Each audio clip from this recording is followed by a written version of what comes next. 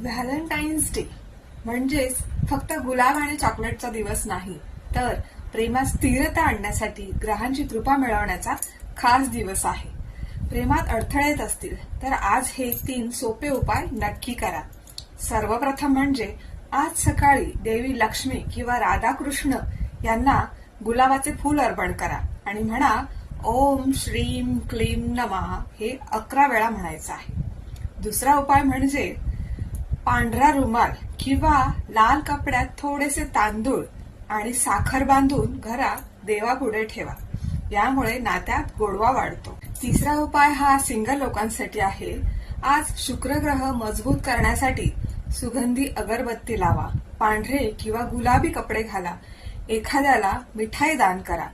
तुम्हाला आज विशेष मंत्र म्हणायचा आहे, तो म्हणजे ओम शुम शुक्राय नमः हा मंत्र 21 वेळा जपायचा आहे. जिथे ग्रह अनुकूल असतात तिथे प्रेम कायम टिकतं. तर अजून तुम्हाला माहिती हवी असेल तर आचार्य मंत्र यांच्याशी संपर्क करा आणि तुमच्या आयुष्यातलं प्रेम मिळवा. धन्यवाद.